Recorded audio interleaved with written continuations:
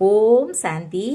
இன்றைய முரளி 31/8/2024. பாப்தாதா மதுபன். இனிய குழந்தைகளே, நினைவின் கூடவே படிப்பின் மீதும் முழு கவனம் கொடுக்க வேண்டும். நினைவால் தூய்மையாவீர்கள், படிப்பால் உலகின் எஜமானர் ஆவீர்கள். பதில்: ஸ்காலர்ஷிப் பெறுவதற்கு எந்த முயற்சி அவசியம்? பதில்: ஸ்காலர்ஷிப் பெறுவதற்கு எல்லா பொருட்களிலிருந்தும் பற்றை விலக்க வேண்டும். செல்வம், குழந்தைகள், வீடு போன்ற எதுவும் நினைவிற்கு வரக்கூடாது. சிவபாபாவின் நினைவு மட்டுமே இருக்க வேண்டும். முழுமையாக அர்ப்பணமாக வேண்டும். அப்போது உயர்ந்த பதவி கிடைக்கும். நாம் எவ்வளவு பெரிய தேர்வில் தேர்ச்சி பெறுகிறோம் என்ற போதை இருக்க வேண்டும். நம்முடையது எவ்வளவு பெரிய படிப்பு. நமக்கு பாடம் கற்பிப்பவர் சுயம் துக்கத்தை போக்கி சுகத்தை கொடுக்கும் தந்தை. அந்த மிக அன்பான தந்தை நமக்கு கற்பிக்கிறார். ஓம் சாந்தி. ஆன்மீக தந்தை ஆன்மீக குழந்தைகளுக்கு புரிய வைக்கிறார். அவர் பாடம் கற்பிப்பதால் குழந்தைகளுக்கு எவ்வளவு பெருமை இருக்க வேண்டும். ஆத்மாவே படிக்கிறது. ஆத்மா சமஸ்காரத்தை எடுத்து செல்கிறது. சரீரமோ எரிந்து சாம்பலாகிறது. தந்தை அமர்ந்து குழந்தைகளுக்கு பாடம் கற்பிக்கிறார். நாம் படிக்கிறோம், யோகத்தை கற்கிறோம் என்று ஆத்மாக்கள் உணர்கின்றன. நினைவில் இருந்தால் உங்கள் பாவங்கள் அழிந்து போகும் என்று தந்தை சொல்கிறார். பதித்த பாவனராக ஒரு தந்தை மட்டுமே இருக்கிறார். பிரம்மா, விஷ்ணு, சங்கரரை பதித்த பாவனர் என்று சொல்ல மாட்டார்கள். லட்சுமி நாராயணரை சொல்வார்களா? இல்லை. ஒருவர் மட்டுமே பதித்த பாவனராக இருக்கிறார்.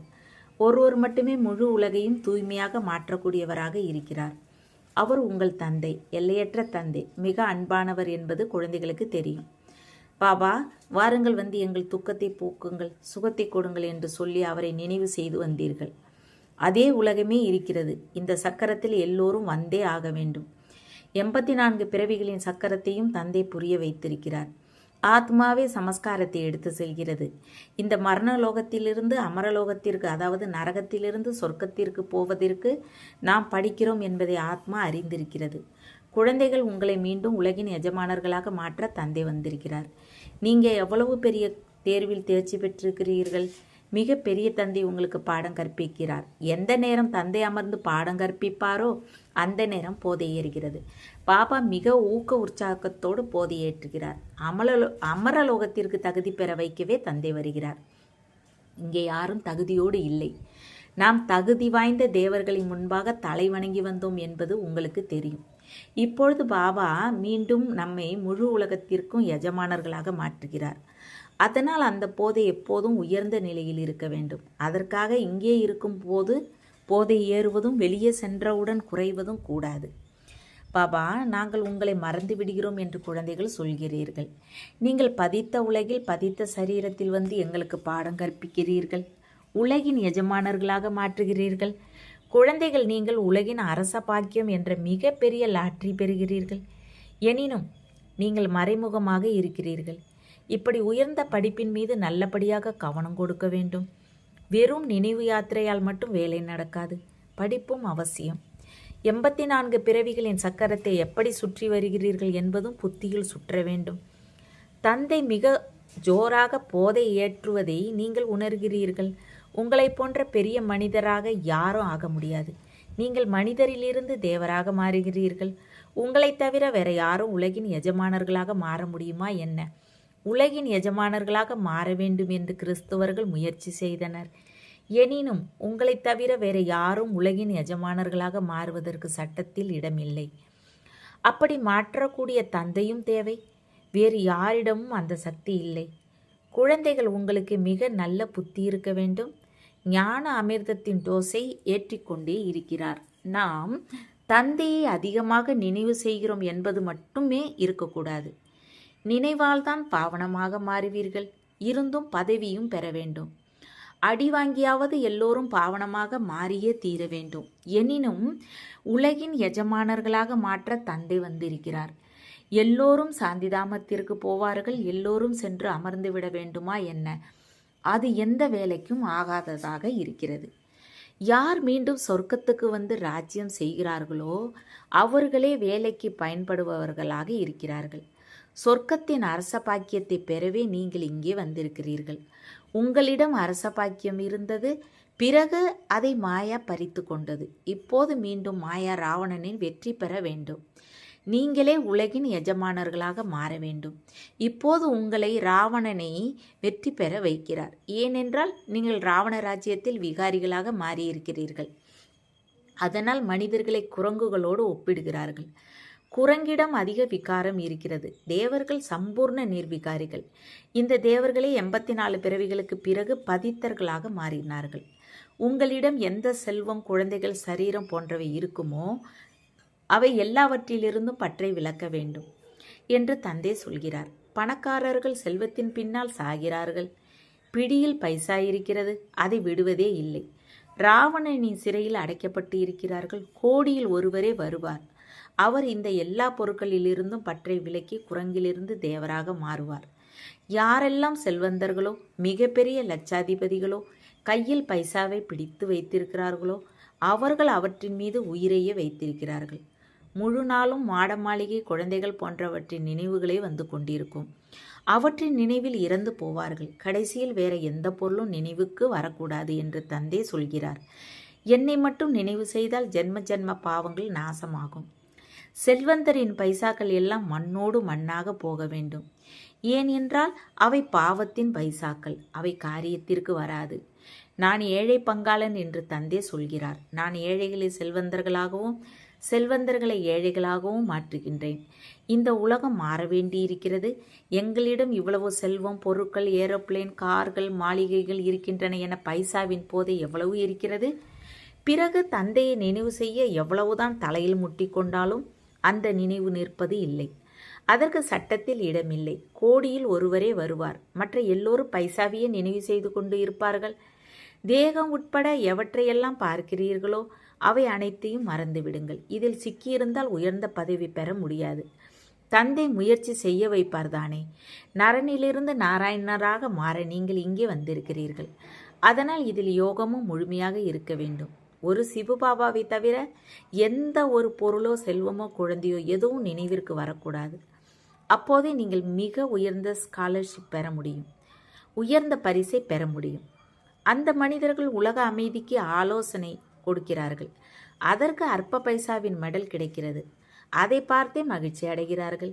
இப்போது உங்களுக்கு என்ன பரிசு கிடைக்கிறது? நீங்கள் உலகின் எஜமானராகிறீர்கள். அதற்காக நாம் 5-6 மணி நேரம் நினைவில் இருந்தால் போதும், இப்படி லட்சுமி நாராயணர் ஆகிவிடலாம் என்பது கிடையாது. அதிக முயற்சி செய்ய வேண்டும். ஒரு சிவபாபாவின் நினைவு இருக்க வேண்டும். வேறு எதுவும் கடைசியில் நினைவிற்கு வரக்கூடாது. நீங்கள் மிகப்பெரிய தேவி தேவர்களாக மாறிக்கொண்டு இருக்கிறீர்கள்.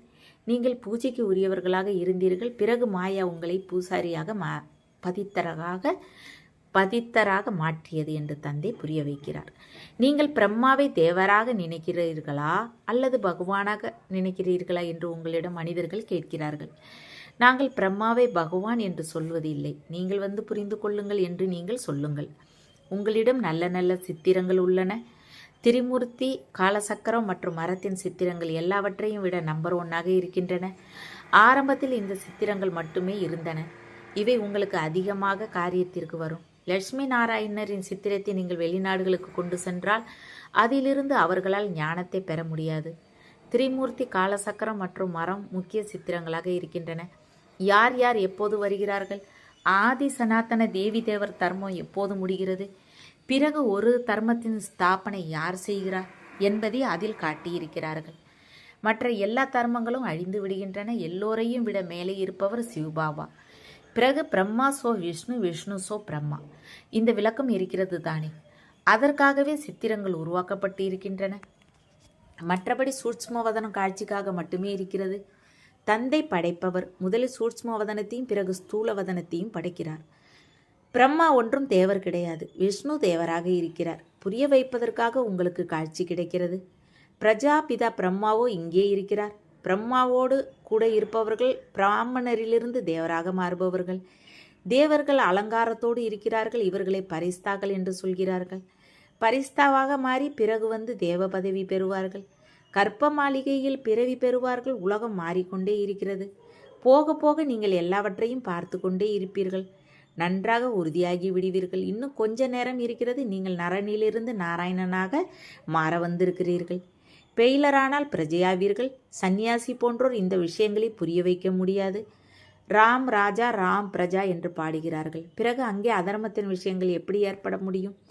இவையெல்லாம் பக்தி மார்க்க விஷயங்கள். அதனால்தான் பொய்யான மாயா பொய்யான உடல் என்று பாடப்படுகிறது. 5 விகாரங்களை மாயா என்று சொல்கிறார்கள். செல்வத்தை அல்ல. செல்வத்தை சொத்து என்று சொல்வார்கள். மாயா என்று எதற்கு சொல்லப்படுகிறது என்பது மனிதர்களுக்கு தெரியாது. இதை தந்தை அமர்ந்து இனிமேலும் இனிமையான குழந்தைகளுக்கு புரிய வைக்கிறார். நான் பரமாத்மா, உங்களை என்னை விட மேலே உலகின் எஜமானர்களாக மாற்றுகிறேன் என்று தந்தை சொல்கிறார். நீங்கள் படித்து கொண்டு இருக்கிறீர்கள். எவ்வளவு உயர்ந்த படிப்பு! கத்தி என்று யுத்தமென்று மனிதரை தேவராக மாற்றினார். தேவர்கள் சத்தியுகத்தில் இருக்கிறார்கள், மனிதர்கள் கலியுகத்தில் இருக்கிறார்கள். இப்பொழுது நீங்கள் சங்கம யுகத்தில் அமர்ந்து மனிதரிலிருந்து தேவராக மாற்றிக்கொண்டு இருக்கிறீர்கள். எவ்வளவு எளிதாக புரிய வைக்கிறார். நிச்சயம் பவித்திரமாக மாற வேண்டும். பிரஜைகளையும் அதிகமாக உருவாக்க வேண்டும். ஒவ்வொரு கல்பமும் எத்தனை பேர் சத்தியுகத்தில் இருந்தார்களோ அவ்வளவு பிரஜைகளை நீங்கள் உருவாக்குகிறீர்கள். சத்தியுகம் இருந்தது, இப்போது இல்லை, மீண்டும் வரும். இந்த லட்சுமி நாராயணர் உலகின் எஜமானர்கள் ஆவீர்கள்.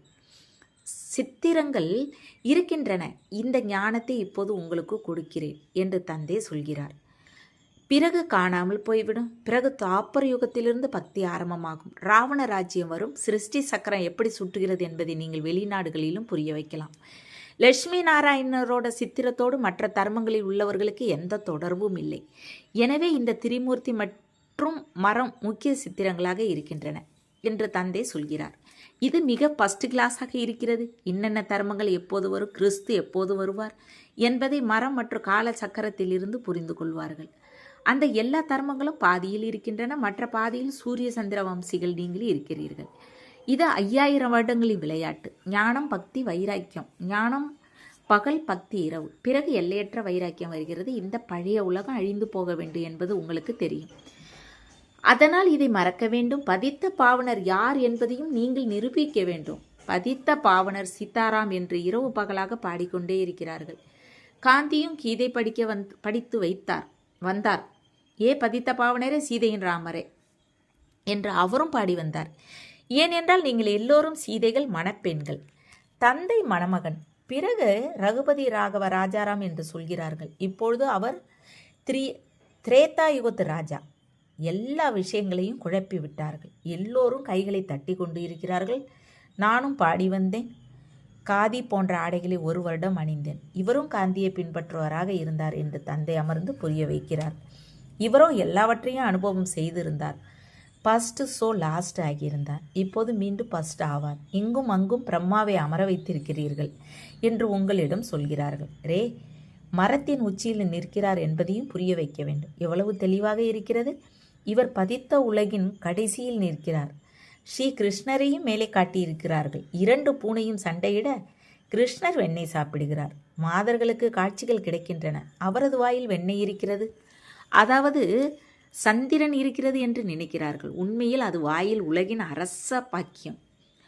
2 பூனைகள் தமக்குள் சண்டையிடுகின்றன. வெண்ணெய் தேவர்கள் உங்களுக்கு கிடைக்கிறது. இதுதான் உலகின் அரச பாக்கியம் என்ற வெண்ணெய்.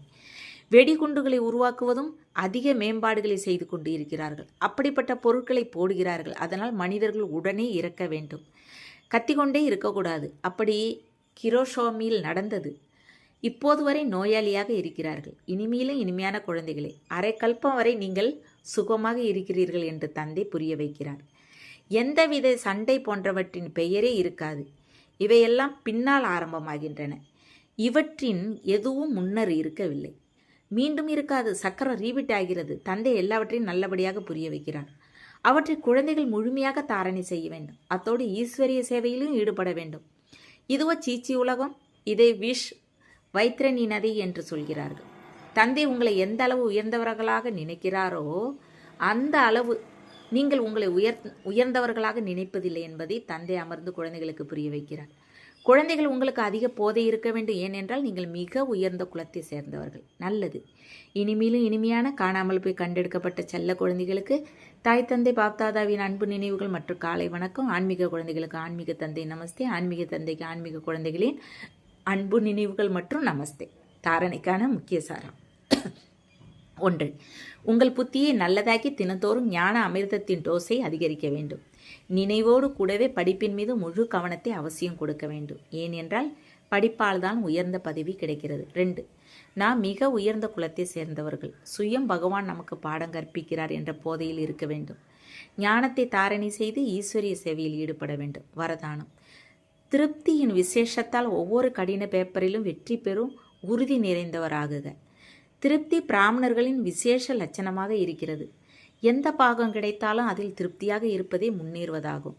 என்னதான் கீழ் மேலாக நடந்தாலும், ஒருவர் அவமரியாதை செய்தாலும், வள்ளலின் குழந்தை ஒருபோதும் எந்த விஷயத்திலும் அதிருப்தியாக முடியாது.